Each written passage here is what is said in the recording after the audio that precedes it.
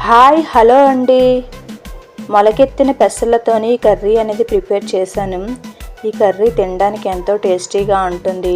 అంతేకాకుండా దీంట్లోని proteins, vitamins, fibre అధికంగా ఉంటుంది కదా. ఇవి ఇలాగా మనం మొలకల్లా కాకుండా ఇలా కర్రీలాగా తయారు చేసుకుంటే ఎంతో అంటే అంత టేస్టీగా ఉంటుంది. 12 అవర్స్ నానబెట్టి ఇలా క్లాత్లో వేసుకొని నేను పెట్టుకున్నాను. మొలకలు వచ్చే తర్వాత పొటాటోస్ని తీసుకొని చిన్న చిన్న ముక్కలుగా కట్ చేసుకొని ఇలా 2 ముక్కలుగా కట్ చేసుకొని కుక్కర్లో వేసాను. అండ్ ఇలా క్లాత్లో వేసుకున్నాక మొలకలు వస్తాయి కదా, ఈ మొలకలు కూడా కుక్కర్లో యాడ్ చేయాలి. మనం డైరెక్ట్గా కూడా బాయిల్ చేసుకోవచ్చు, కానీ కుక్కర్లో అయితే ఫాస్ట్గా అవుతుందని కుక్కర్లో వేస్తున్నాను. ఇందులో వాటర్ అనేది యాడ్ చేశాను. వాటర్ అనేది యాడ్ చేసి స్టవ్ ఆన్ చేసి కుక్కర్ అనేది పెట్టుకున్నాను. ఈలోపు కర్రీ ప్రిపేర్ చేయడానికి స్టవ్ ఆన్ చేసి కళాయిని అనేది పెట్టుకొని దీంట్లోని ఆయిల్ అనేది ఒక 3 table spoon or 5 table spoon వేసుకొని దీంట్లోని ఆవాలు, జీలకర్ర ఇవన్నీ వేసి తర్వాత కరివేపాకు వేసి బాగా మిక్స్ చేశాను. తర్వాత పొడవుగా కట్ చేసుకున్న ఆనియన్స్ని, పచ్చిమిర్చిని వీటిని కూడా వేసి బాగా కలుపుకున్నాను.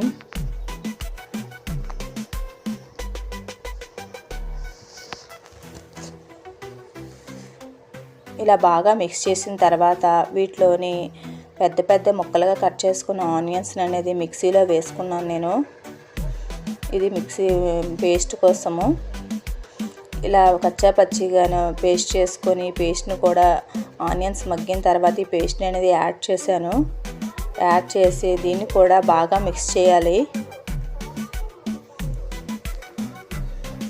బాగా మిక్స్ చేసి ఇది కూడా బాగా మంచి బ్రౌన్ కలర్ వచ్చి గోల్డెన్ కలర్ వచ్చాక మనం ఈ టమాటా పేస్ట్ అనేది యాడ్ చేయాలి. టమాటా పేస్ట్ అనేది చేయడం కోసం నేను పెద్ద పెద్ద ముక్కలుగా కట్ చేసుకొని మిక్సీలో వేసుకున్నాను.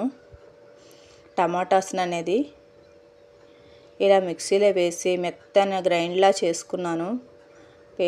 జ్యూస్ అనేది వచ్చిన తర్వాత ఈ టమాటా పేస్ట్ అనేది బాగా వేగిన తర్వాత మాత్రమే ఈ టమాటా పేస్ట్ అనేది ఇందులో యాడ్ చేయాలి.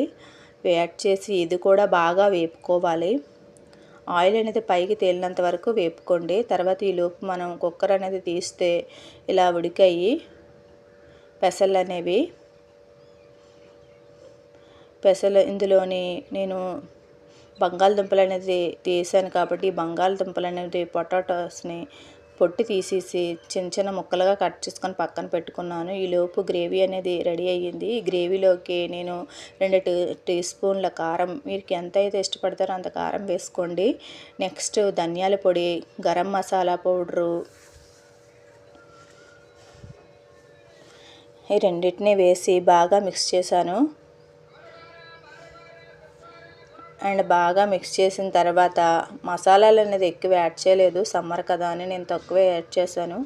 నెక్స్ట్ ఇవన్నీ బాగా వేగిన తర్వాత బంగాళదుంప ముక్కలు, పెసల్ని వీటిని అన్నిటినీ వేసి బాగా కలుపుకున్నాను ఒకసారి. బాగా కలిసిన తర్వాత వాటర్ అనేది యాడ్ చేశాను. చిన్న గ్లాస్ వాటర్ అయితే సరిపోతుంది దీంట్లోకి. యాడ్ చేసి సాల్ట్ అనేది యాడ్ చేశాను. మీరు ఎంతైతే టేస్ట్కి తింటారో ఆ టేస్ట్కి సరిపడ్డ సాల్ట్ అనేది యాడ్ చేసుకోండి. యాడ్ చేస్తే ఒకసారి కలుపుకొని బాగా మూత పెట్టుకోండి. మూత పెట్టిన తర్వాత తీస్తే ఇలా కర్రీ అనేది రెడీ అయిపోయింది. అంతే, ఎంతో టేస్టీ అయిన మొలకెత్తిన పెసల్లో కర్రీ రెడీ. నేను ఈ కర్రీని ఒక బౌల్లోకి అనేది తీసుకున్నాను. ఈ కర్రీ చపాతీలోకి, రైస్లోకి, దేంట్లోకైనా చాలా అంటే చాలా బాగుంటుంది. ఒకసారి ట్రై చేయండి. అండ్ హెల్దీ కూడా ఈ కర్రీ అనేది. మనం డైరెక్ట్గా మొలకలు అనేది తింటే ఆ మొలకలు అనేవి మనకి అన్డైజెషన్ ప్రాబ్లంగా అనిపిస్తుంది కదా, గ్యాస్ ఎక్కువ పట్టేసినట్టు.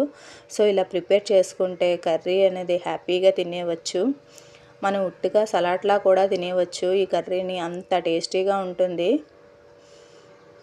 డైట్ చేసే వాళ్ళకైతే ఈ కర్రీ అనేది సూపర్గా ఇష్టపడతారు. అండ్ మసాలాలు కూడా ఎక్కువ యాడ్ చేయలేదు కదా, హ్యాపీగా తినేవచ్చు. చిన్నపిల్లలు అయితే